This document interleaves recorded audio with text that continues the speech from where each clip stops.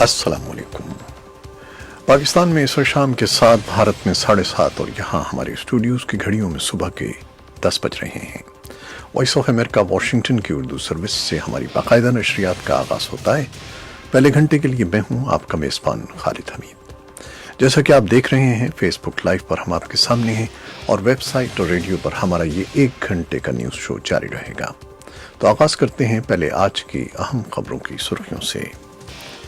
रहीम यार खान के इलाके लियाकतपुर के करीब तेजगाम एक्सप्रेस में गैस सिलेंडर फटने से आग लग गई, जिसके बायस 74 मुसाफिर हलाक और 40 से जायद जख्मी हो गए हैं। एक गैर मुल्की तिब्बी जरीदे लांसेट के मुताबिक पाकिस्तान में 22% अमवात का सबब फजाई आलूदगी और उससे जुड़े अमराज हैं, जबकि इंसानी हुकूक के लिए काम करने वाले इदारे एमनेस्टी इंटरनेशनल का कहना है कि आलूदा हवा के नतीजे में दमा, फेफड़ों, दिल के अमराज और मुख्तलिफ किस्म के इन्फेक्शंस फैल रहे हैं। साबिक वज़ीर आज़म नवाज शरीफ का इलाज लाहौर के सर्विसेज अस्पताल में बदस्तूर 10वें रोज भी जारी है। पाकिस्तान की हिज़्ब इख्तिलाफ की जमात जमीयत उलमा इस्लाम फे का हुकूमत मुखालिफ आज़ादी मार्च आज गुजर खान से इस्लामाबाद की तरफ रवानगी का सफ़र शुरू करेगा और आज़ादी मार्च के इस्लामाबाद पहुंचने से कबल ही हिज़्ब इख्तिलाफ की जमातों के दरमियान इख्तिलाफात सामने आ गए हैं। भारत ने अपने ज़ेर इंतज़ाम कश्मीर को बाज़ाब्ता तौर पर 2 हिस्सों में तकसीम करते हुए बराह रास्त नई दिल्ली के ज़ेर इंतज़ाम इलाकों में तब्दील कर दिया है। इंसानी हुकूक निगरान इदारे ने कहा है कि CIA की पुश्तपनाही वाली अफगान पैरा मिलिट्री फोर्सेस ने बगैर एहतिसाब के सरसरी समाअत के बाद मौत की सजाएं और दूसरी शदीद ईज़ा रसानी की है। और अमरीकी महकमा खजाना ने बुध के रोज बताया है कि हिजबुल्लाह और दीगर शिद्दत पसंद नेटवर्क्स की हिमायत के मामले पर अमरीका और 6 दीगर मुल्कों ने ईरान के 25 अहदाफ को निशाना बनाते हुए ताज़ीरात आयद कर दी हैं। शाम के सरकारी मीडिया का कहना है सरहदी शहर रासुल्लैन में बुध के रोज शाम और तुर्की की फौजों में झड़प हुई और तुर्की की फौजों ने रासुल्लैन के करीब वाक़े देहात पर कब्जा कर लिया।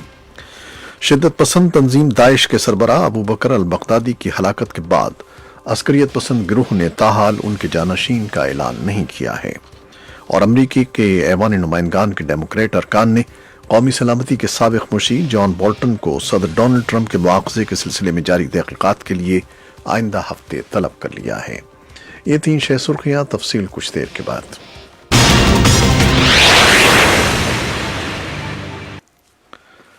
रहीम यार खान के इलाके लियाकतपुर के करीब तेजगाम एक्सप्रेस में गैस सिलेंडर फटने से आग लग गई, जिसके बायस 74 मुसाफिर हलाक और 40 से जायद जख्मी हो गए।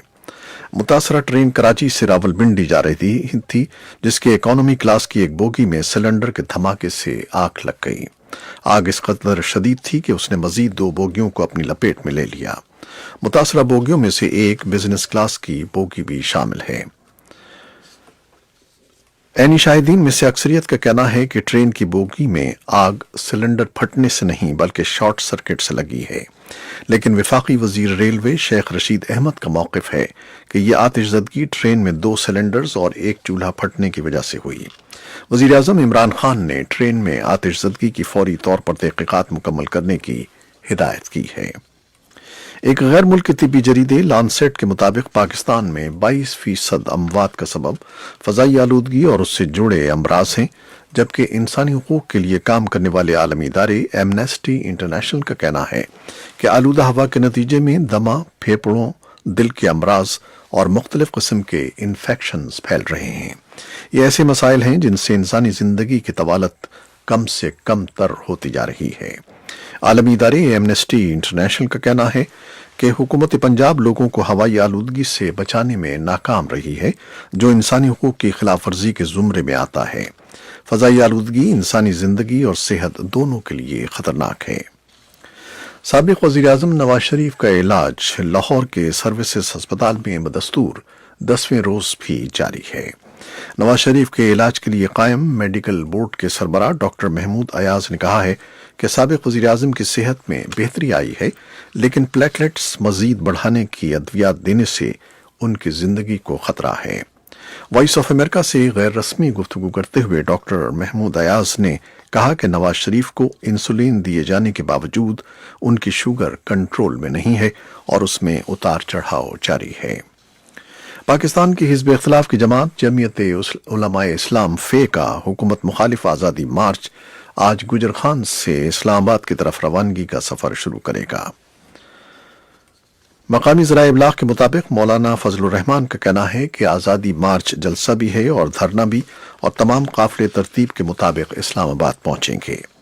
آزادی مارچ کے اسلام آباد پہنچنے سے قبل ہی حزب اختلاف کی جماعتوں کے درمیان اختلافات سامنے آ گئے ہیں۔ پیپلز پارٹی اور عوامی نیشنل پارٹی نے شیڈیول کے مطابق آج ہی جلسہ کرنے کا اعلان کر دیا ہے۔ دوسری جانب جمعیت علماء اسلام اور مسلم لیگ نون نے جمعے کو جلسہ کرنے کا اعلان کیا تھا۔ بھارت نے اپنے زیر انتظام کشمیر کو باضابطہ طور پر 2 حصوں میں تقسیم کرتے ہوئے براہ راست نئی دہلی کے زیر انتظام علاقوں میں تبدیل کر دیا ہے۔ بدھ اور جمعرات کی درمیانی شب جموں و کشمیر اور لداخ کی انفرادی آئینی حیثیت ختم کر دی گئی ہے۔ جمعرات کو بھارت کے 2 اعلیٰ سرکاری افسران گریش چندر مرمو اور آر کے مارتھر نے بالترتیب وفاق کے زیر انتظام جموں و کشمیر اور لداخ کے لیفٹیننٹ گورنروں کے عہدوں پر حلف اٹھایا۔ اس سلسلے میں سری نگر اور لیہ میں الگ الگ تقریبات کا اہتمام کیا گیا، جہاں جموں و کشمیر ہائی کورٹ کی چیف جسٹس گیتا متل نے ان سے حلف لیا۔ ریاست کو باضابطہ طور پر تقسیم کرنے کے اقدام کے خلاف کشمیر میں جمعرات کو مکمل ہڑتال کی گئی، جس سے معمولات زندگی متاثر رہے۔ انسانی حقوق کے نگراں ادارے نے کہا ہے کہ سی آئی اے کی پشت پناہی والی افغان پیراملٹری فورسز نے بغیر احتساب کے سرسری سماعت کے بعد موت کی سزائیں اور دوسری شدید ایذا رسانیاں کی ہیں، جن میں ماورائے عدالت ہلاکتیں، جبری گمشدگیاں اور طبی سہولتوں کے اداروں پر حملے شامل ہیں۔ جمعرات کے روز جاری ہونے والی رپورٹ میں HRW نے افغان حکومت سے کہا ہے کہ وہ فوری طور پر ان تمام حکومت نواز پیراملٹری گروپوں کو موقوف کر دے جو عام فوجی کمانڈ سے باہر کام کر رہے ہیں۔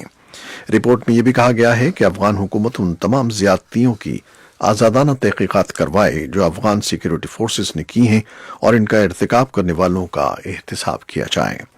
اس کا کہنا ہے کہ امریکہ اور افغان حکومت جنگی جرائم اور انسانی حقوق کی پامالیوں کی آزادانہ تحقیقات میں تعاون کریں۔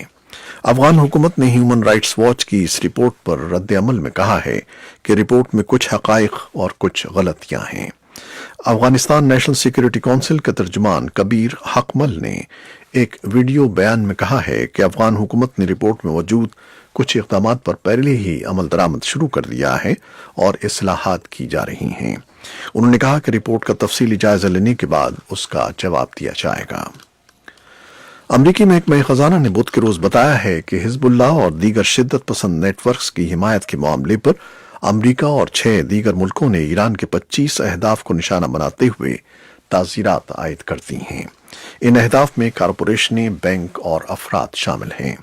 اس بات کا اعلان اس مرکز نے کیا ہے جو دہشت گردی کی مالی اعانت کرنے والوں کو ہدف بناتا ہے، جو بحرین، کویت، عمان، قطر، سعودی عرب اور متحدہ عرب امارات پر مشتمل ہے۔ یہ تعزیرات ایسے وقت میں عائد کی گئی ہیں جب امریکی وزیر خزانہ اسٹیو منوچن مشرق وسطی کا دورہ کر رہے ہیں، جس دوران وہ مصر، اردن، لبنان اور فلسطین کے لیے معاشی ترقی کے منصوبے کو حتمی شکل دیں گے۔ شام کے سرکاری میڈیا کا کہنا ہے کہ سرحدی شہر راس العین میں بدھ کے روز شام اور ترکی کی فوجوں میں جھڑپ ہوئی اور ترکی کی فوجوں نے راس العین کے قریب واقع دیہات پر قبضہ کر لیا۔ شمالی فوج کچھ فوجوں کے ساتھ سمجھوتے کے تحت شمال میں سرحد کے ساتھ پوزیشنیں سنبھال رہی ہے۔ شام میں 8.5 سال سے جاری خانہ جنگی کے دوران یہ پہلی مرتبہ ہے کہ شامی فوج اس علاقے میں کنٹرول حاصل کر رہی ہے۔ امریکی ایوان نمائندگان کے ڈیموکریٹ ارکان نے قومی سلامتی کے سابق مشیر جان بولٹن کو صدر ڈونلڈ ٹرمپ کے مواخذے کے سلسلے میں جاری تحقیقات کے لیے آئندہ ہفتے طلب کر لیا ہے، اور امریکی ایوان نمائندگان جمعرات کے روز متوقع طور پر ایک قرارداد منظور کرے گا جس میں ان کمیٹیوں کے لیے لائحہ عمل طے کیا جائے گا جو صدر ڈونلڈ ٹرمپ کے خلاف مواخذہ کرنے یا نہ کرنے کے بارے میں تحقیقات کر رہی ہیں۔